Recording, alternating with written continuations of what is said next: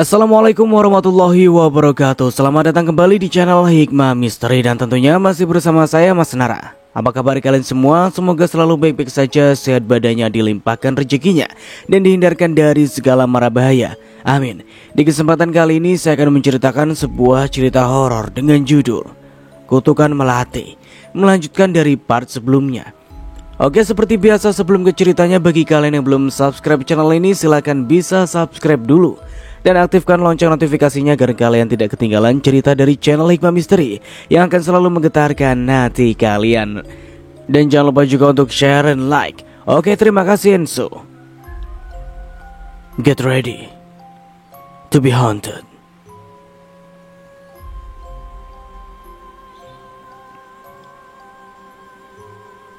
Makasih loh Jeng. Bagus jahitannya nih dan rapi, ucap seorang tetangga yang puas dengan jahitannya. Iya sih, sama-sama. Ratna tersenyum puas. Kalau gitu saya pamit ya Jeng, masih harus arisan nih. Wanita itu mengambil tasnya dan berdiri. Baiklah sis. Ratna membukakan pintu untuknya. Orang itu pun berjalan pergi. Ratna kembali ke tempat mesin jahitnya. Mendadak ia mendengar suara wanita menangis dari lantai atas rumahnya. Pada hari itu tidak ada orang di rumah. Karena rasa penasaran, ia pun memberanikan diri. Suara tangisan itu makin dekat dan berasal dari kamarnya. Lagi-lagi bau busuk tercium dari sana. Ia langsung membuka pintu kamarnya, tapi tak mendapati siapapun di sana. Hanya jendela kamar yang terbuka karena tertiup angin. Ia kemudian segera menutupnya, tapi matanya dikejutkan oleh sesosok wanita yang berseragam SMA sedang berdiri di depan rumahnya. Wanita itu menatap Ratna dengan penuh tatapan kebencian. Astagfirullah, siapa itu? Ia segera pergi ke bawah dan melihat keluar, tapi tak ada siapapun di sana. Ia kembali ke dalam rumah. Mendadak TV di ruang tamu menyala dengan sendirinya. Ia melihat sosok itu sudah duduk di sofa. Ia memalingkan wajahnya yang penuh darah dan mendatangi Ratna seraya ingin mencekiknya. Ah, tidak! Ratna terbangun dari tidurnya di pagi hari. Ada apa, Ma? Hasan ikut bangun mendengar teriakan istrinya. Ini Pak, Mama mimpi buruk Pak. Ia tak ingin menceritakan kepada suaminya tentang mimpinya itu. Bentar ya Ma, Papa ambilkan air dulu. Ia pergi mengambil segelas air dan memberikannya pada Ratna. Ini, minum dulu Ma. Makasih Pak, ucap Ratna seraya meminum air dari suaminya. Apa nggak ada sesuatu yang ingin Mama katakan? Ucap pria yang sudah dinikahinya selama 9 tahun itu. Ia menggeleng. Ratna tak ingin membebaninya. Oke, kita beralih ke sudut pandang Angel lagi. Sejak kejadian malam itu, Angel mulai berubah. Ia selalu merasa ketakutan. Jika seseorang mendekatinya, ia akan langsung mengusirnya. Ia selalu mengurung diri di kamar. Kedua orang tuanya pun ikut khawatir. Prima datang mendekati Angel di kamarnya. Pergi kamu, pergi. Aku gak punya urusan denganmu, pergi. Teriaknya mengusir Prima dan melemparkan bantal padanya. Ini aku Prima, Angel. Sadarlah. Hei, sadar, bentaknya. Aku bilang pergi. Teriak Angel makin keras. Maka Prima terpaksa keluar dari ruangan itu. Bagaimana nak Prima? Tanya ibunya Angel dengan cemas. Prima pun menggeleng. Orang tua Angel makin was-was. Di suatu malam yang sepi, Angel sedang tidur di kasur. Tiba-tiba selimutnya seperti ditarik ke bawah. Angel menariknya ke atas lagi, tapi selimut itu turun ke bawah lagi. Karena penasaran, ia membuka matanya dan melihat siapa yang menarik selimut itu. Ia terkejut melihat sosok wanita yang matanya hilang satu merangkak naik ke atas ranjangnya. Ia berteriak tapi suaranya tidak mau keluar sama sekali. Sosok itu makin mendekat dan menyusup ke tubuhnya.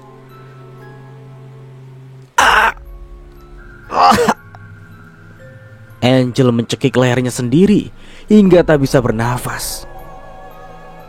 Lalu ia keluar dari kamar dan berlari ke atas. Dan dengan senyuman di wajahnya, ia melompat dari lantai 3 hingga kepalanya pecah menabrak bebatuan yang ada di bawah teras. Siva berdiri di sana dan menyaksikan semua itu. Dalam hatinya ia menangis meneteskan air mata. Dan sampai di pipinya dia mengeluarkan air mata. Ini bukan yang kuinginkan.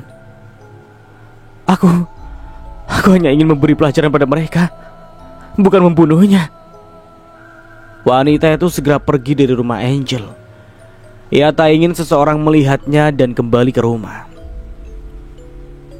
Siva menangis dan tersungkur di bawah ranjang. Maafkan aku. Aku tak bermaksud membunuh kalian semua. Itu bukan aku. Melati, keluarlah dari tubuhku. Aku tak ingin meminta bantuanmu lagi. Keluar! Teriaknya dan masih menangis. Melati berdiri di hadapannya dan melemparkan tubuh Siva ke lemari hingga tertubruk. Au! Rintih wanita itu karena kesakitan tertimpa benda-benda dari lemari itu. Kamu sudah memanggilku sebelum aku membunuh mereka semua dan membalaskan dendamku. Aku akan tetap berada di tubuhmu, ucapnya lantang dengan mata yang melotot. Tapi ini sudah cukup, Melati. Aku tidak ingin jatuh korban lagi. Melati datang dan mencekiknya. Jika kamu tak ingin membunuh mereka, maka kamu yang akan mati. Kamu yang akan mati, tawanya, dan langsung pergi menghilang dari kamar itu. Siva menangis sesunggukan seraya mengatur nafasnya kembali. Ia tak tahu harus berbuat apa lagi saat ini. Pagi hari, Ibu Angel datang ke kamarnya, tapi tak mendapati anaknya di sana. Jel, apa kamu sedang mandi, sayang? Ia membuka pintu kamar mandi, tapi tak ada siapapun. Ia bingung kemana perginya Angel. Ia berjalan menyusuri rumahnya yang besar itu. Lalu tak sengaja melihat sandal Angel di pinggir teras. Ini kan sandal Angel. Ibunya melihat ke bawah dan sangat terkejut melihat tubuh anaknya yang sudah terkapar di bebatuan. Teriak ibunya histeris. Beberapa saat kemudian, ambulans dan polisi sudah mengepung tempat itu. Angel dinyatakan meninggal sejak dini hari karena benturan keras di kepalanya. Orang tua Angel sangat terpukul mendengar kabar itu. Polisi pun menyimpulkan ini murni kasus bunuh diri karena tidak ditemukan tanda-tanda penganiayaan di tubuhnya. Tapi Prima berpikiran lain. Ia merasa ada kejanggalan dalam kematian teman-temannya. Ia segera pergi menemui Siva di rumahnya. Karena hari itu hari Minggu, mereka tidak bersekolah. Sesampainya di rumah Siva, Siva pun kaget melihat Prima datang ke rumahnya. Ngapain kamu kesini, Prim? Cepat pergi, aku bilang. Tinggalin rumahku. Bentak wanita berambut hitam pekat itu. Aku ingin kita bicara, Pak, ucap pria itu dengan tegas. Gak ada yang perlu dibicarain. Kalau kamu mau selamat, cepat pergi dari sini. Usir Siva dan mendorong tubuh pria yang pernah disukainya itu. Prima melihat sesosok tubuh berseragam SMA berdiri di dalam rumah Siva. "Itu siapa, Pak? Yang pakai baju seragam?"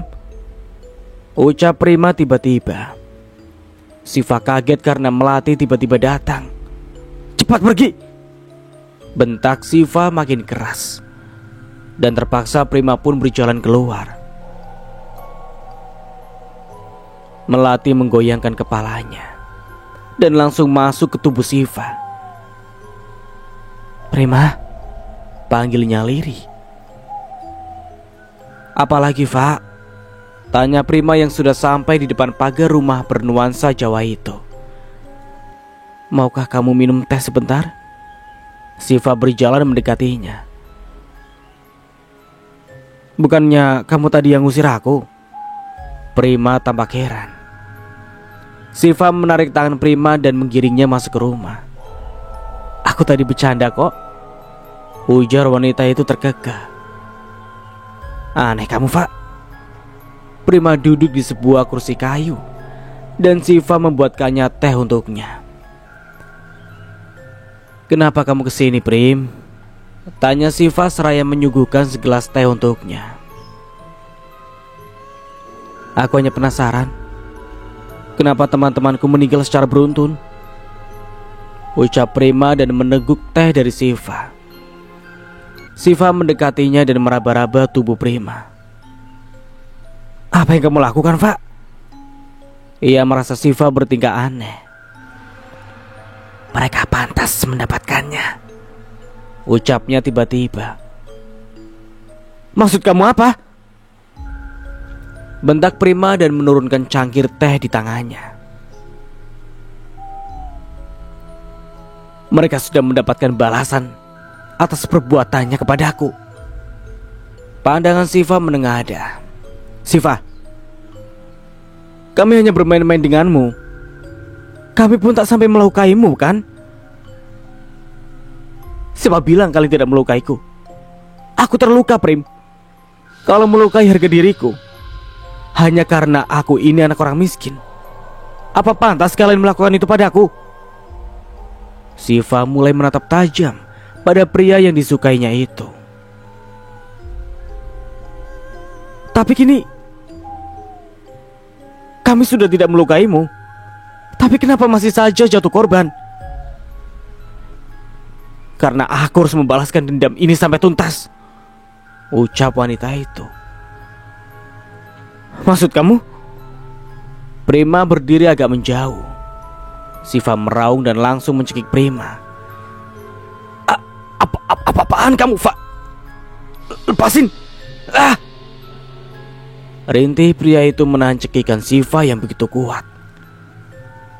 "Kamu juga harus mati seperti yang lainnya," teriaknya dan berubah wajah menjadi Melati. "Tidak, Melati, lepasin dia. Dia gak bersalah," ucap Siva dalam dirinya. "Bukankah dia juga ikut melukaimu selama ini? Itu tidak benar.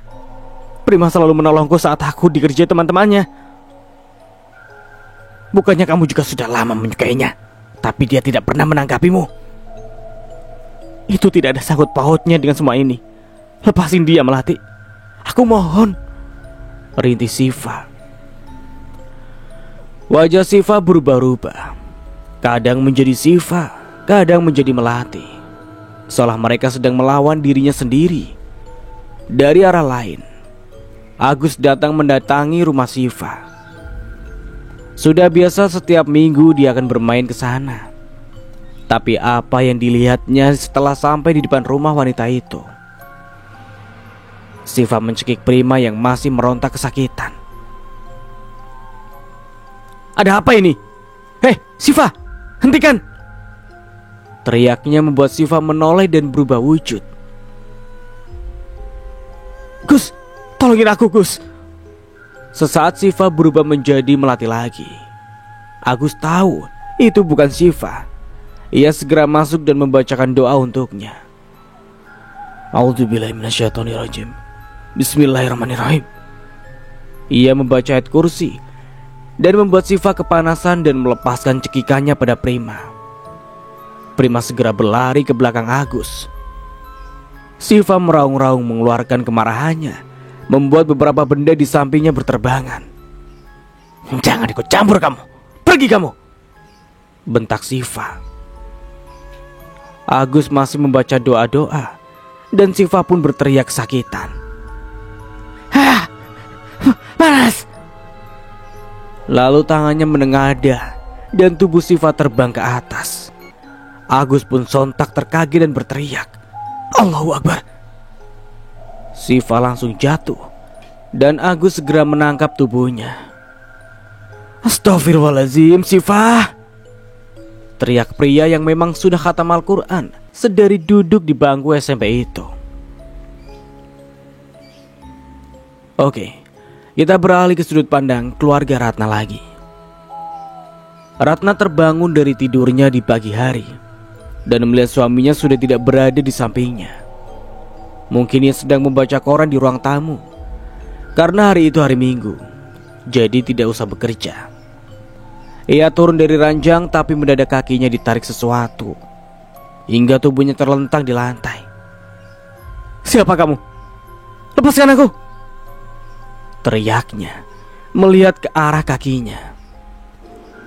Dan betapa kagetnya dia melihat sesosok wanita berseragam SMA merangkak naik mendekatinya. Kedua matanya putih tak memiliki bola mata dan darah bercucuran dari kepalanya. "Tidak, lepaskan aku! Lepas!" rintih Ratna ketakutan. Sosok itu mengeluarkan jari kukunya yang tajam dan mencabik-cabik kaki Ratna hingga dagingnya terkelupas dan darah mulai bercucuran dari kakinya. Wanita itu langsung berteriak histeris, "Tolong! Tolong!" Hasan yang mendengar suara teriakan istrinya langsung bergegas melihatnya. Ia mendapati istrinya terduduk di lantai dan menangis. "Mah, kenapa ini, Mah? Ada apa?" Hasan segera memeluk istrinya itu. "Itu, Pak, ada wanita yang mencakar kakiku, Pak," isaknya, dan masih terus menangis. "Mama, bangun, Mah. Apa Mama masih mimpi ya?" Ia mengguncang tubuh Ratna. Ratna membuka matanya dan melihat kakinya yang masih utuh tak berdarah sama sekali. Tapi Pak, tadi Mama benar-benar berdarah, Pak." Ratna merasa kebingungan. Hasan memeluk wanita yang sudah dicintainya selama 10 tahun itu. "Mama pasti mimpi buruk lagi. Ayo turun, biar Papa bikinin sarapan buat Mama." Ratna masih tak mau pergi dari lantai itu dan masih kebingungan. Dan kita beralih lagi ke sudut pandang Agus dan Syifa. Agus menyuruh Prima untuk pulang dan beristirahat. Lalu ia memanggil Pak Ustadz untuk melihat keadaan Syifa. "Pak Ustadz, kenapa dengan anak saya, Pak?" rintih ibunya Syifa menahan cemas melihat keadaan anaknya itu. "Dia diganggu arwah, Bu. Tapi sekarang keadaannya sudah lebih baik. Ibu gak perlu khawatir ya," ucap pria berpeci itu menenangkan ibunya Syifa. "Pantas saja beberapa hari ini dia berperilaku aneh. Terkadang dia makan bunga melati sendirian di kamar." "Saya harap setelah hari ini Syifa tidak akan berperilaku aneh lagi," saut pria itu. "Terima kasih ya Pak Ustadz." "Iya, sama-sama. Kalau begitu saya undur pamit. Mari Bu. Assalamualaikum." Pak Ustadz berjalan keluar dari kamar Syifa. Matanya terarah ke ruang makan yang hanya memiliki 3 kursi itu. Sesosok tubuh bermata merah sedang mengawasinya. "Iya Pak, Waalaikumsalam." Wanita berdasar itu mengantarkan Pak Ustadz sampai ke depan pintu rumahnya. Di luar rumah Syifa. "Pak Ustadz yakin Syifa akan baik-baik saja?" Agus masih cemas dengan keadaan temannya itu. Arwah yang ada di tubuhnya Syifa memiliki dendam pada manusia. Dia masih membutuhkan tubuh Syifa untuk membalaskan dendamnya. Lalu Apa yang harus kita lakukan sekarang, Pak Ustadz? Kita harus menunggu sampai arwah itu masuk ke tubuh Syifa lagi. Dari situ baru aku bisa memusnahkannya.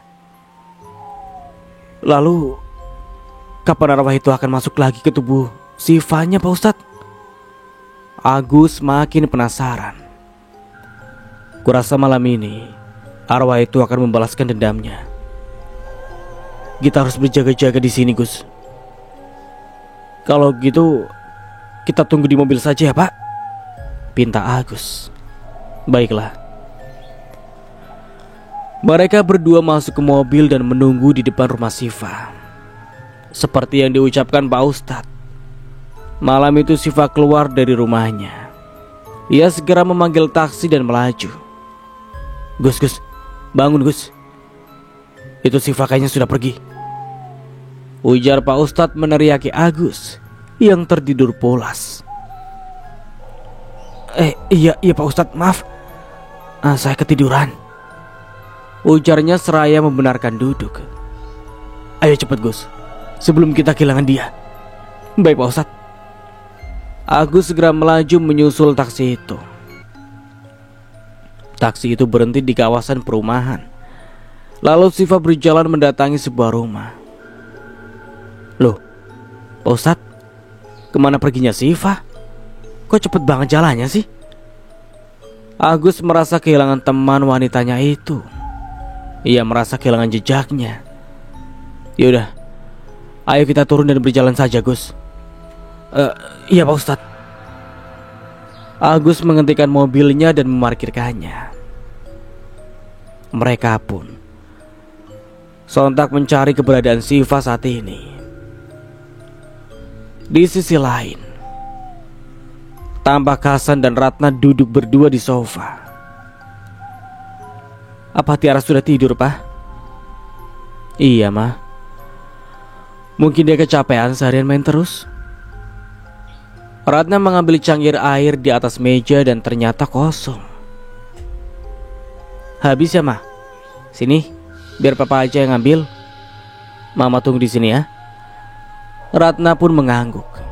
Hasan mengambil cangkir itu dan menuju ke dapur. Ratna kembali menonton TV. Mendadak pintu rumahnya seperti diketuk. Tok tok tok tok. Ratna berjalan membukanya. Siapa ya malam-malam begini bertamu? Setelah pintu itu dibuka, tak ada siapapun di sana. Akhirnya wanita itu pun menutupnya kembali. Beberapa saat kemudian, pintu itu pun diketuk lagi. Siapa sih yang lagi main-main? Ia membuka pintunya lagi dan melihat Syifa berdiri tegak di sana. Kamu siapa ya? Tanya Ratna yang tak mengenal Syifa. Syifa menatapnya dan berubah wujud menjadi melati. Wajahnya pucat dan penuh darah. Melati? Ucap Ratna cemas dan mengerutkan dahinya seraya berjalan mundur. Melati mendorong tubuh Ratna hingga tersungkur ke lantai. Wanita itu mengerang kesakitan. Kamu masih mengingatku bukan? Hah? Masih mengingatku bukan? Melati menjadi sangat marah. Kamu sudah mati Melati. Kenapa? Kenapa kamu bisa di sini? Ucap Ratna menahan pinggulnya yang sakit karena terjatuh ke lantai. Kamu kira aku tidak akan bisa datang untuk membunuhmu? Hasan yang mendengar teriakan istrinya langsung berlari segera melihatnya. Ia kaget melihat seorang wanita berseragam sekolah berdiri di sana. Ada apa ini, Mah? Ucapnya seraya membantu istrinya berdiri. Hasan menatap wanita itu. Ia pun terperanjat. Melati? Apa ini sungguh kamu? Lama tidak bertemu Hasan, ucap Melati. Kamu sudah meninggal Melati. Kenapa kamu masih saja mengganggu keluargaku? Pungkas Hasan. Aku kemari untuk membalas dendam pada orang yang telah membunuhku. Apa maksud kamu? Bukan kami yang menyebabkan kamu meninggal, bantah Hasan. Kamu tidak pernah tahu apapun, Hasan. Kamu pikir wanita yang bersamamu ini benar-benar baik? Teriak Melati menatap Ratna dengan penuh amarah. Ratna tak berucap sama sekali dan merasa cemas. Melati mencekik mereka berdua dan membuat mereka terbang ke langit-langit rumahnya. Mereka mengerang kesakitan. Saat itu juga Hasan mendapatkan penglihatan. Oke, kita flashback alur mundur. Hasan adalah guru di sekolah SMA tempat Melati bersekolah. Melati adalah salah satu cewek tercantik dan terpintar di sekolah itu. Layaknya pria biasa, Hasan pun terpikat oleh kecantikan Melati. Pria sering ke rumah Melati sekedar sharing pelajaran di sekolah. Tapi hari itu, entah setan apa yang merasuki Hasan. Ia tak bisa menahan hasratnya untuk mencumbuinya, dan Melati pun tak menolaknya. Akhirnya hari itu mereka melakukan hubungan suami istri. Dan beberapa bulan berlalu, Melati pun hamil. Wanita itu bingung dan mengatakan pada Hasan untuk bertanggung jawab atas bayi yang dikandungnya. Hasan ikut bingung karena dia sudah mempunyai istri dan anak pada saat itu. Melati mengancam akan memberitahukan hubungan mereka pada istrinya jika tidak mau menikahinya. Maka Hasan pun membelikan rumah untuk Melati dari uang yang ia tabung selama ini, berharap ia masih bisa menunggu sikon yang tepat. Saat itu Ratna pun merasa suaminya berubah. Ia jarang pulang ke rumah dan jarang bermain dengan anaknya seperti biasanya, dan selalu berkata ada urusan sekolah yang belum selesai. Dan suatu hari Ratna pun penasaran dan mengikuti suaminya. Wanita itu sangat terkejut melihat suaminya datang ke sebuah rumah, dan dari dalam rumah keluarlah wanita yang cukup muda darinya. Lalu ia menyambutnya seraya mencium pipi lelaki yang sangat dicintainya itu. Hati Ratna sakit, perih, bagai tersayat pisau. Ia pulang dan menangis. Ia memeluk anak semata wayangnya dan membayangkan hal yang tidak-tidak. Karena kebencian di hati Ratna memuncak, akhirnya ia gelap mata. Dan hari itu, saat hujan begitu lebat, wanita itu datang menemui Melati di sekolahnya. Ia tahu wanita itu adalah salah satu murid dari suaminya, karena Ratna pernah melihat foto study tour yang terpajang di dinding kamar kerja suaminya. Hari itu Melati pulang telat karena ada piket.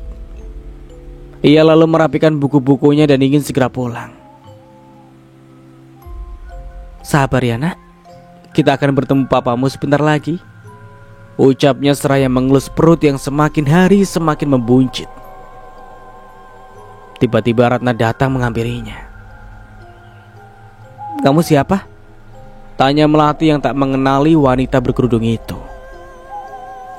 Ratna melihat name tag di dada wanita itu. Nama kamu bagus, tapi hatimu busuk. Ratna segera menjambak rambut wanita yang sudah menghancurkan rumah tangganya itu. Apa-apaan ini? Melati kaget dan meronta kesakitan. Ratna mendorongnya ke bangku-bangku yang tertumpuk di pinggir tembok. Ah! Rintih Melati kesakitan, dan ia melihat darah bercucuran dari selangkangan kakinya.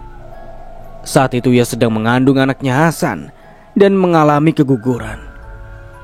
Aku adalah istrinya Hasan. Berani-beraninya kamu merayunya, bentak Ratna. Aku tidak merayunya. Kami saling mencintai. Isaknya menahan sakit di perutnya. Hah? Cinta kamu bilang? Otak kamu di mana? Hasan itu sudah mempunyai istri dan anak. Kenapa kamu tidak mencintai orang lain yang masih lajang? Apa kamu pelacur? Bentak wanita yang tidak menyukai suaminya direbut oleh Melati. Aku tahu Hasan sudah beristri, makanya aku bilang ingin menjadi istri keduanya. Aku pun tidak menyuruhnya menceraikanmu. Kita bisa hidup bersama kan? Langkahi dulu mayatku. Jika kamu ingin menjadi istri keduanya, aku tak akan pernah mengizinkannya, ujar Ratna. Melati berlari menghindari Ratna yang terbakar api cemburu. Ia meminta tolong tapi tak ada yang mendengarkannya. Karena saat itu hujan deras, suara petir pun ikut menyambar. Melati pergi ke atap gedung sekolah dan Ratna masih saja mengejarnya. Melati berjalan mundur dan kakinya terpleset hingga ia jatuh dari lantai 9.